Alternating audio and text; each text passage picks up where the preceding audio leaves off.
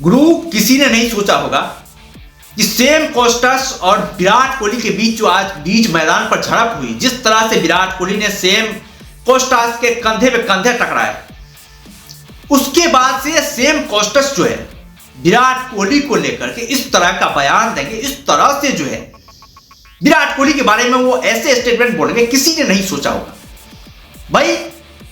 Australian खिलाड़ियों की ही बात करें, इस पूरे दौरे पर जो ऑस्ट्रेलियन खिलाड़ी जो है ना, मतलब एक अलग ही अंदाज में दिखाई दिए। उनका जो भौर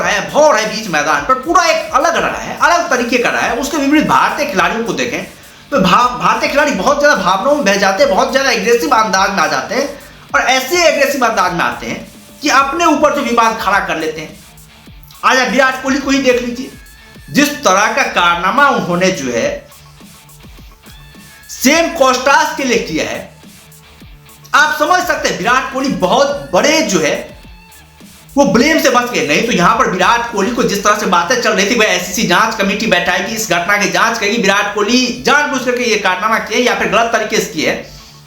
ये सही तरीके से करते हुए पाए जाते हैं, विराट कोहली दोषी पाए जाते हैं, उन्हें जो है 4-5 मैचों के लिए बैन किया जा सकता है। इस तरह की खबरें भी आ रही थी, लेकिन उनके ऊपर जो है मैच फीस का मात्र 20% आकर के उन्हें छोड़ दिया गया कि भाई बहुत ही मतलब, जबकि कैमरे पर साफ तौर पर दिखाई दे रही थी। आप कैमरे पर ये देखेंगे उस घटना को, आप एनालाइज करेंगे तो आपको साफ तौर पर दिख जाएगा भाई इसमें गलती विराट कोहली की है। विराट कोहली जब 10वां ओवर खत्म होता है उसके बाद से जानबूझ करके आते हैं और सेम कोस्टस जो कि इस मैच में डेब्यू कर रहा था, काफी शानदार टच में दिखाई दे रहा था,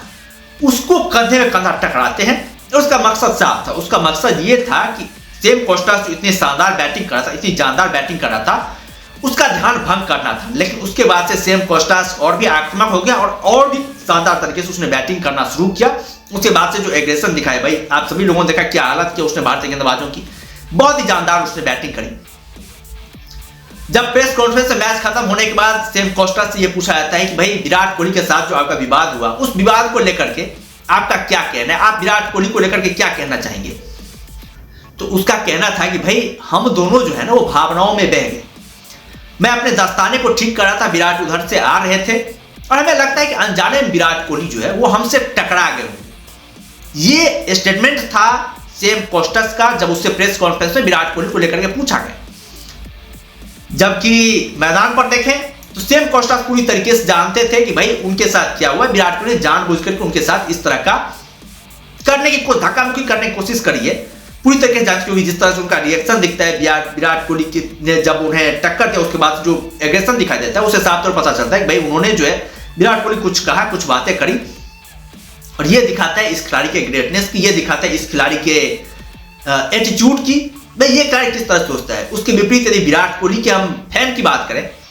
तो वो लगातार सेम कोस्टस को ही गालियां दे रहे हैं, सेम कोस्टस पर ही ब्लेम बक रहे हैं, और ये पहला मौका नहीं है जब विराट कोहली के फैन जो है इस तरह का व्यवहार करते हैं। कई बार हम लोगों ने देखा है, कई बड़े बड़े खिलाड़ियों के साथ आईपीएल में हम लोगों ने देखा है कि जब कोई खिलाड़ी आरसीबी के खिलाफ अच्छा परफॉर्मेंस करता है तो भाई उस खिलाड़ी को ही ये लोग गालियां देने लगते हैं, और ये कतई अच्छी बात नहीं है। बहुत आप निगेटिव और पॉजिटिव दोनों पक्षों को देखिए। हालांकि मैं भी विराट कोहली का फैन हूं, मैं भी विराट कोहली को सपोर्ट करता हूं, बट जो उनका एक निगेटिव एंगल है, एक पॉजिटिव एंगल है, आप दोनों को देख करके तब जाकर के आप डिसीजन लीजिए। खैर, तुम लोग क्या कहना है विराट कोहली सेम कोस्टस के इस बयान को लेकर, जिस तरह का उसने स्टेटमेंट दिया है विराट कोहली को लेकर के, उस स्टेटमेंट में आप लोगों को क्या कहना है? आप लोग अपना राय कमेंट में जरूर देना।